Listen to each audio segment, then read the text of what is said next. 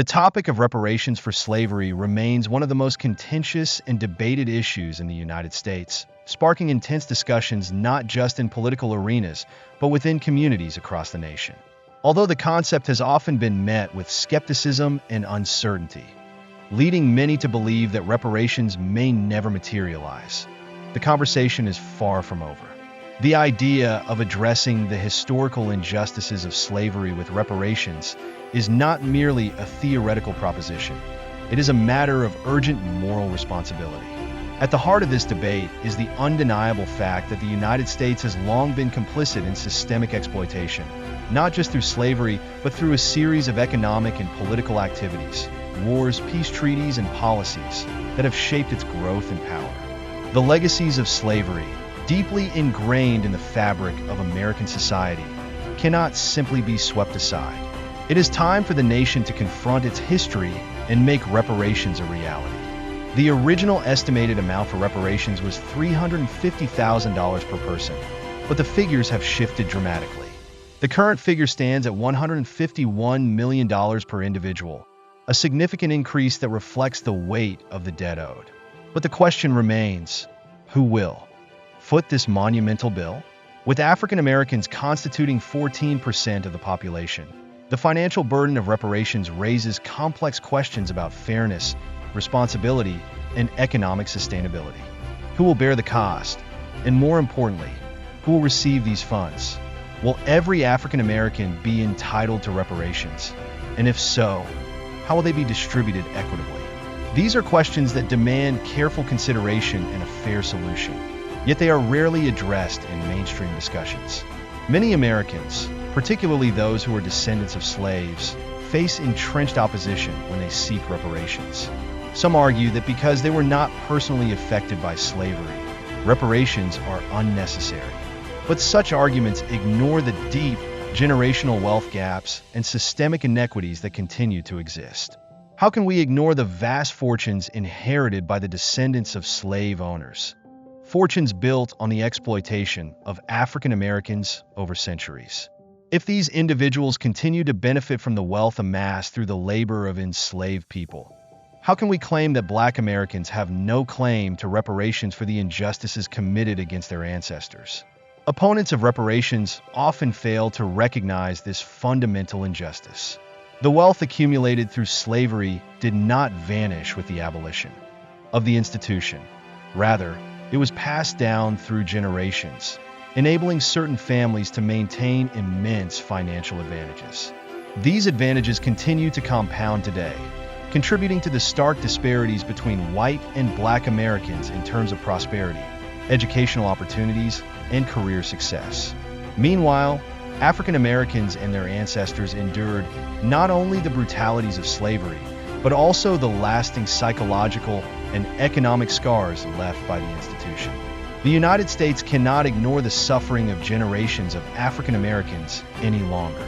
The pain and trauma of slavery did not end with its formal abolition. It continues to resonate through the generations. Reparations are not simply about compensating for past wrongs, but about addressing the lasting consequences of a deeply immoral institution. It is time for the nation to take responsibility for this historical injustice, to acknowledge the enduring disparities it has created, and to ensure that future generations can inherit a more equitable and just society. While the question of funding reparations remains complex, some have suggested using the wealth of white supremacist descendants, whose ancestors benefited greatly from slavery. It is clear that the cost of reparations is a burden that the entire nation must confront. Ultimately, the funds necessary to make reparations a reality may run into the trillions, and no government currently has access to such sums. But that does not mean we should shy away from the conversation. The challenge lies not only in finding the means to pay, but in ensuring that the debt owed is paid with the same urgency and moral clarity that it took to build the nation in the first place. This is an issue that transcends politics, transcends race, and must be dealt with for the sake of justice, equity, and the healing of an entire nation. The original proposal for reparations suggested that the federal government should bear the responsibility for compensating descendants of enslaved people. based on its role in legitimizing slavery through constitutional protections and federal laws. This argument emphasizes the substantial involvement of the government in the perpetuation of slavery, making it imperative for the state to create a special fund for reparations. The idea is that if descendants of enslaved people are not entitled to reparations because they did not directly experience slavery's brutalities, then the descendants of white supremacist slave owners should not be allowed to retain the wealth that was built from the exploitation of black bodies. The question arises, if this wealth is to be reclaimed, who should rightfully own it? It is clear that the descendants of enslaved people, who continue to endure systemic racism and economic inequality, have a legitimate claim. They have inherited not just the trauma of slavery, but the economic burdens imposed by it.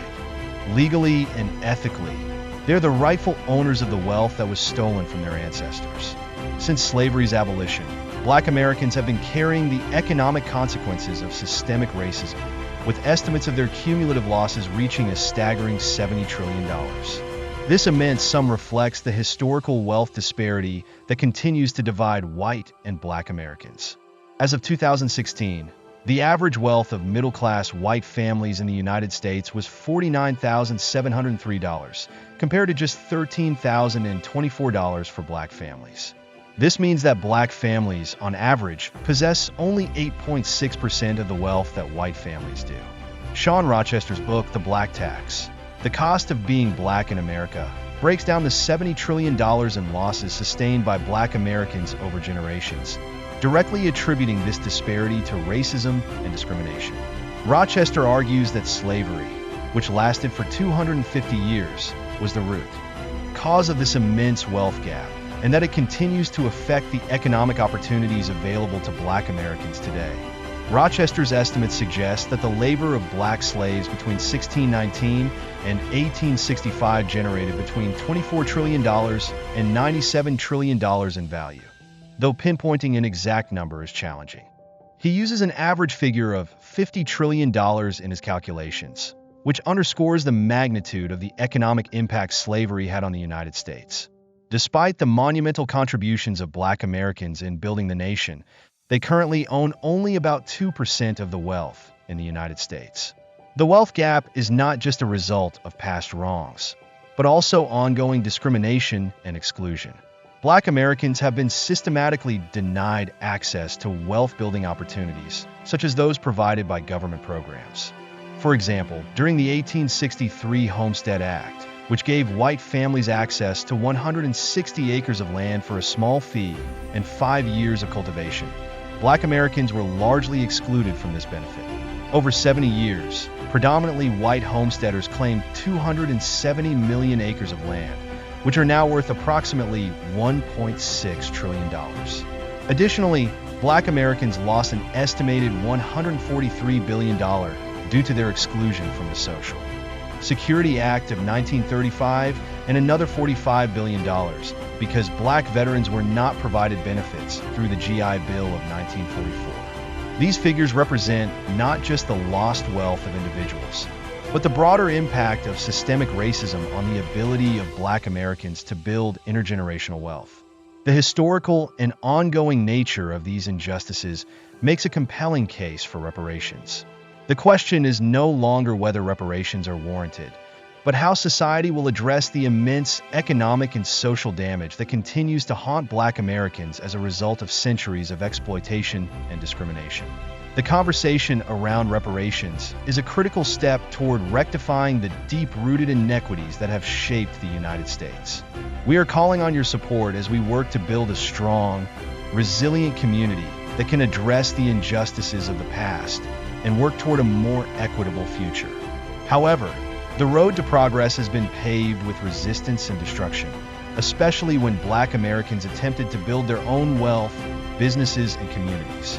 One of the most tragic examples of this violence occurred during the 1921 Tulsa Race Massacre, where a white mob destroyed the thriving Black-owned businesses in Tulsa's Greenwood District, an area that had earned the nickname Black Wall Street. This event was not an isolated incident, but rather part of a broader pattern of violence and disenfranchisement that Black Americans faced throughout history whenever they attempted to build economic prosperity. These violent upheavals not only shattered the aspirations of Black communities, but also exacerbated the wealth disparity that continues to affect them today. After such events, Black individuals were often relegated to low-paying, menial jobs, unable to regain the wealth and opportunities they had worked so hard to build. The compounded losses of the Jim Crow and civil rights eras, when Black Americans were subjected to economic and racial segregation, are central to understanding the $70 trillion in wealth lost over generations. During these periods, Black Americans were systematically excluded from meaningful participation in the economy, perpetuating a cycle of poverty and inequality. The racial wealth gap is staggering. On average, white families hold 10 times the wealth of Black families. For example, white college graduates possess 7 times more wealth than their Black counterparts. This gap is not simply a product of personal effort or individual choices, but is rooted in centuries of systemic racism and exclusion. To make the American dream a reality for all people, the United States must begin to make reparations for the historical wrongs done to Black Americans. This must go beyond symbolic gestures and involve real, substantial changes to close the racial wealth gap.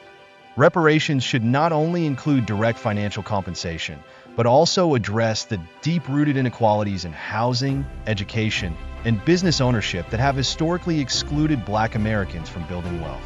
For example, the federal government's investments in industries such as railroads and factories vastly exceeded the estimated $3 billion value of enslaved Black labor in 1860.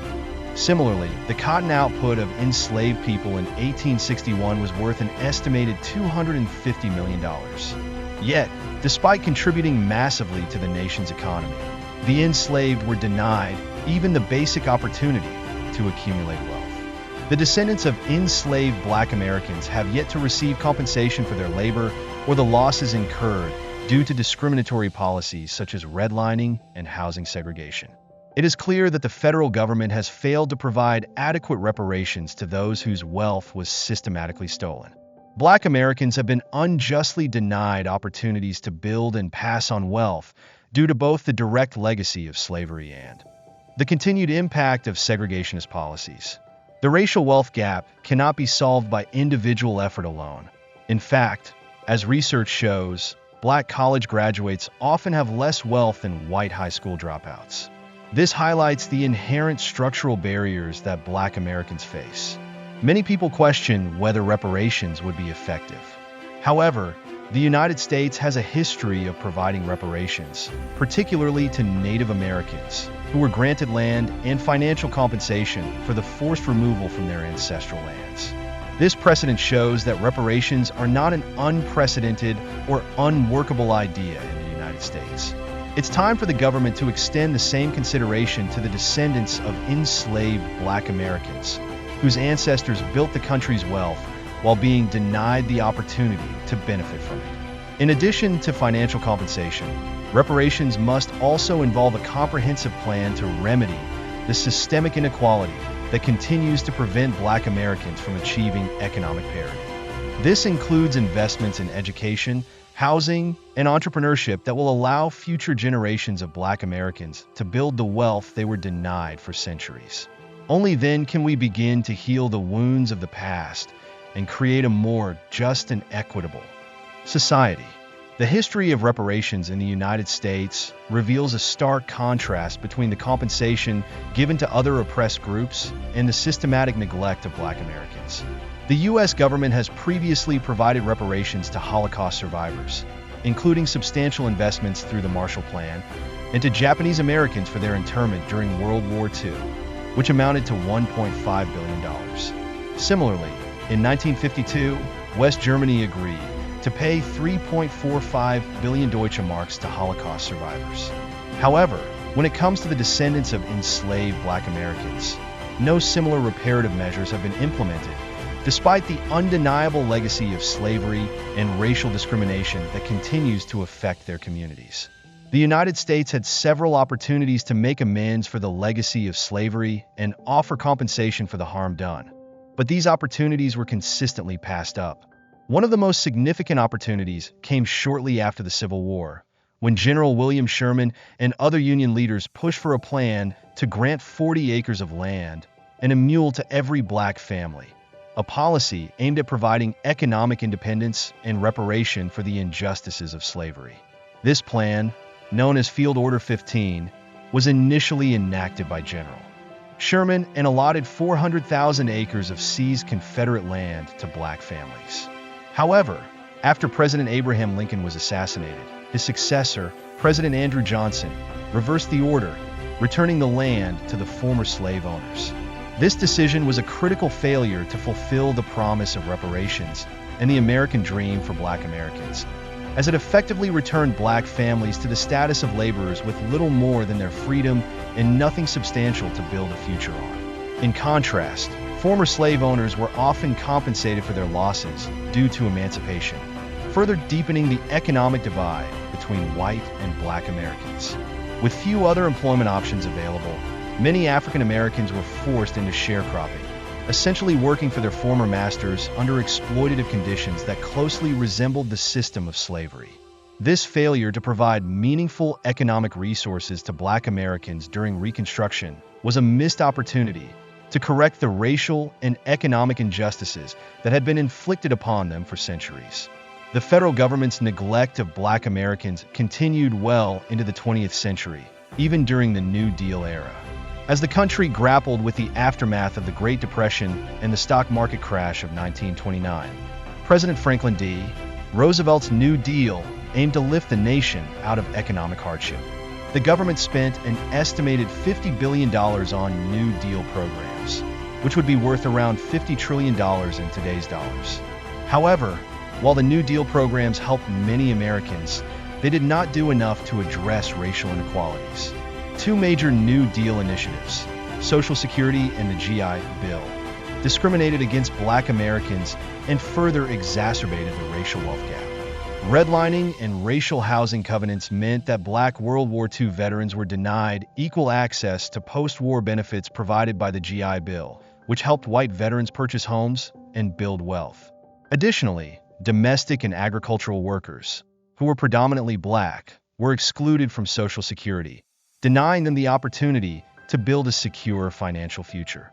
This exclusion disproportionately affected black workers, with 60% of black workers nationwide and 75% in the South being marginalized in these occupations. The provisions that excluded black Americans were inserted into legislation to benefit the white majority during the Great Depression, perpetuating racial inequality and preventing black Americans from accumulating wealth and achieving the American dream. While other oppressed groups, such as Native Americans and Japanese Americans, have received reparations for their historical wrongs, black Americans have been systematically ignored by the federal government. Despite the numerous opportunities to provide reparations and address the legacy of slavery, the U.S. has consistently failed to offer compensation or meaningful assistance to the descendants of enslaved people. The ongoing racial wealth gap and the continued systemic barriers that black Americans face are a direct result of this historical neglect. And it is imperative that the United States finally make reparations for the wrongs done to this community. Only through such efforts can the nation begin to truly fulfill the promise of equality and justice for all its citizens.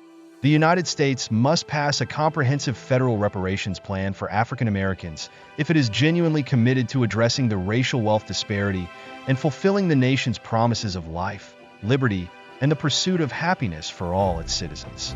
For too long, the federal government has avoided reparations, claiming a lack of resources. But the reality is that the delay in paying reparations can now only be explained by a willful refusal to acknowledge the deep, generational harm caused by slavery and its enduring effects.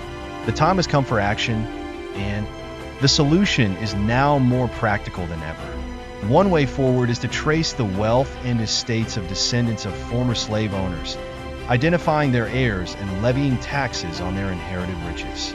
Such a plan would establish a reparations fund to compensate African Americans for the immense wealth lost due to slavery, segregation, and ongoing racial discrimination. This strategy not only makes sense from an ethical standpoint, but is also financially feasible, allowing the government to redress the historic wrongs committed against African Americans. However, the main obstacle is the racial prejudice still embedded in society. Racist attitudes are evident in the fact that a majority of white Americans do not support reparations, even as Black Americans overwhelmingly support them. The reluctance to part with wealth accumulated from exploitation is a measure of the deep-seated moral failure of a society that continues to deny its past and its impacts on Black Americans. This reluctance forces us to question the integrity of a nation that refuses to acknowledge the rights and citizenship of all its people, not just white Americans. In May 2023, Representative Cori Bush, a Democrat from California, introduced a bill that called for $14 trillion in reparations for the harms done to African Americans by slavery and the Jim Crow era. The Reparations Now bill is part of a larger effort by the Democratic Party to address the injustices faced by Black Americans. A Reuters poll revealed that while 26% of white Americans support reparations, a striking 74% of Black Americans are in favor, underscoring the wide gap in understanding and empathy between the two communities. Only 16% of Republicans support reparations, while 58% of Democrats are in favor, highlighting the partisan divide on this issue. In California, the task force to study and develop reparation proposals for African Americans presented a final report to the legislature. The report was a thorough examination of how slavery and its aftermath have affected Black Americans, outlining over 115 suggestions for addressing the lasting injustices. It proposed financial compensation for affected individuals, although it left the exact amount to be determined by lawmakers. This study provided a crucial step toward realizing reparations, but also illustrated the challenges of translating research and proposals into actionable policy. As the debate continues, a significant shift occurred in the political landscape. In the 2024 election, Black Americans, who have historically been loyal to the Democratic Party, broke ranks and voted for Donald Trump in greater numbers than ever before. This surprising turn of events, at least 20% of African American voters supported Trump in 2024, raises questions about the dynamics of political promises and the effectiveness of both parties in addressing the needs of Black communities. Did this shift reflect a private promise from Trump to Black business leaders and influencers, especially given the lack of faith in Kamala Harris from the Black electorate? Could reparations for slavery become a reality under a Trump administration? The question remains open, and it is vital to pay attention to what the president-elect has to say about reparations, his campaign promises, and his plans for addressing racial inequality. The reparations debate, which has been stalled for decades, has reached a turning point with the initiatives led by California, and now, the nation must decide whether it will finally commit to addressing the deep wounds of slavery and racial discrimination. It is clear that reparations are not just a financial issue. They're a moral and ethical necessity. Black Americans have been systematically denied the wealth they helped create, and it is time for the United States to right these wrongs. The time for vague promises is over. It is time to make reparations a concrete and transformative reality. The debate over reparations for African Americans has reached a crucial juncture, with various proposals and stances emerging from both sides of the political spectrum. The task force in California has already put forward a bold proposal to offer eligible African Americans up to $350,000 in direct cash payments by 2023, a suggestion that has sparked nationwide discussions on whether such measures should be implemented on a federal level or if each state should be tasked with initiating similar studies and proposals. This proposal has set the stage for the broader conversation about how the United States should address the generational wealth gap caused by slavery and its aftermath. Kamala Harris, during her political campaign, expressed caution when it came to direct monetary reparations, signaling the complexity of the issue and the need for further investigation. While she acknowledged the importance of reparations, she emphasized that any action should be preceded by a thorough study, recognizing the delicate political nature of the matter. By focusing on systemic changes, such as expanding access to capital, entrepreneurship, and homeownership for Black Americans, Harris framed her economic agenda as a more sustainable solution to the racial wealth disparity. She positioned herself as someone who was attuned to the aspirations of Black Americans, particularly when it came to achieving financial autonomy and building intergenerational wealth. Her approach, although less direct, appealed to those looking for long-term solutions rather than one-time financial compensation. In contrast, the 2024 election brought an unexpected victory for Donald Trump, which has reignited the debate about reparations. During his first term, Trump largely ignored the issue of reparations, and when questioned about it, he dismissed the idea outright. In 2019, during an interview with The Hill, Trump stated, "I don't see it happening," arguing that reparations would only serve to deepen racial divides rather than heal them. He expressed skepticism about the idea of reparations as a legitimate means of redressing past wrongs, suggesting that it would create further animosity and division among Americans. Trump's stance was clear. He believed that reparations were a political tool being used by Democrats to win over black voters, rather than a genuine effort to address the historical injustices of slavery. Despite the increasing calls for reparations, particularly following the Black Lives Matter protests and the killing of George Floyd in 2020, Trump remained resolute in his opposition. Instead of acknowledging the demands for reparations and racial justice, his administration took a firm stance on law and order, emphasizing support for law enforcement rather than addressing the root causes of racial inequality. Trump consistently framed reparations as an unfair redistribution of wealth, one that would punish individuals who had no direct connection to slavery. He argued that policies like tax cuts and job creation would have a more positive impact on black communities than direct payments or compensation for historical injustices. Even after leaving office, Trump continued to criticize the notion of reparations, positioning himself as a vocal opponent of woke culture and using reparations as a key example of what he saw as misguided left-wing policies. In his speeches and public appearances, Trump painted reparations as part of a broader agenda that sought to divide Americans along racial lines rather than promote unity and healing. The stark contrast between the approaches of Kamala Harris and Donald Trump highlights the deep political divide on the issue of reparations. For Harris, reparations are part of a larger vision of systemic reform, focusing on empowering black communities through economic opportunities and wealth-building initiatives. For Trump, reparations are an untenable and divisive concept that threatens to further exacerbate racial tensions.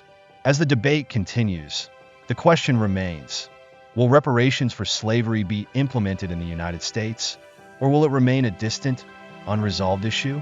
While proposals like California's Reparations Task Force offer a potential blueprint for addressing the historical wrongs of slavery, it is clear that political will, public opinion, and the commitment to real change will ultimately determine whether reparations become a reality or remain an elusive ideal.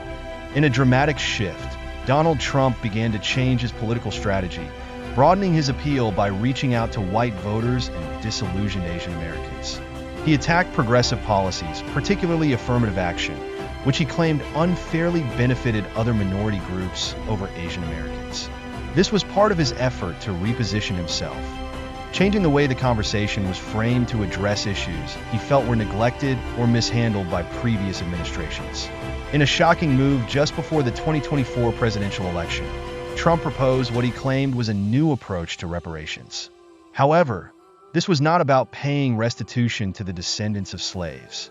Instead, at a campaign rally in November 2024, Trump unveiled a plan to combat what he referred to as racial bias in schools. His proposal aimed at filing federal civil rights lawsuits against educational institutions accused of using discriminatory admissions practices. He also called for hefty fines for schools found guilty of such practices, with the funds used to compensate students, particularly those of Asian American descent, who had been discriminated against. Trump framed this proposal as an effort to fight racial bias in the modern era, positioning himself as a defender of merit-based admissions. However, critics and civil rights organizations quickly pounced, accusing Trump of attempting to reframe reparations in a way that would exclude African Americans. They argued that his proposal catered to more contemporary grievances, such as those from Asian Americans, while ignoring the historical injustices tied to slavery. Trump's focus appeared to be shifting from addressing the centuries of systematic oppression faced by African Americans to tackling what he portrayed as reverse discrimination against white Americans. This shift left many people, especially black voters, confused and disappointed, as they had hoped for a more meaningful conversation about reparations for slavery. Trump's rhetoric on diversity, equity, and inclusion (DEI) initiatives and critical race theory has long been a point of contention. He has consistently argued that such programs divide society and keep white people in a disadvantaged position. His proposal to dismantle DEI programs is part of his Project 2025 plan, which outlines his potential second-term agenda. Trump argues that these programs disproportionately hurt white Americans, and he has made it clear that addressing this issue is a key priority for him. In light of these developments, many black commentators, including prominent political analyst Keith Boykin, pointed out the implications of Trump's latest proposal. Boykin claimed that Trump was essentially announcing reparations for white people, asserting that he would use the Justice Department to sue universities that prioritize DEI in order to fine them and use the funds to compensate white people for perceived injustices. This pivot has left many black voters feeling frustrated and disillusioned, as they had hoped Trump would address reparations for the descendants of enslaved Africans, but now find his focus entirely on the grievances of white Americans. The question now arises, will Donald Trump, in his bid for a second term, prioritize the needs of his base, or will he address the historical injustices endured by black Americans? Black communities that had hoped Trump would push for reparations are now deeply disappointed, as it seems unlikely he will prioritize such a cause. For many, the focus has shifted from what Trump promised to black Americans during the election to whether his proposals are rooted in genuine concern for racial equity, or whether they are simply political rhetoric aimed at appeasing his supporters. This shift in Trump's priorities raises significant questions about the sincerity of his promises to black Americans. Is his appeal to African Americans based on a genuine desire to address their grievances? Or is it a tactical move to shift attention away from past wrongs in favor of a more politically convenient narrative? Will his administration improve the lives of black Americans, or exacerbate the racial divide further? The upcoming years will reveal whether Trump's policies toward African Americans are truly transformative, or whether they will only deepen existing disparities. It remains to be seen whether his plans for his second term will align with the aspirations of black communities or with his broader base's political interests. What do you think? Will Trump prioritize reparations? Or is it all just rhetoric to gain political support? Share your thoughts and predictions below. If you want to see more videos like this one, don't forget to subscribe and click the bell icon to stay updated.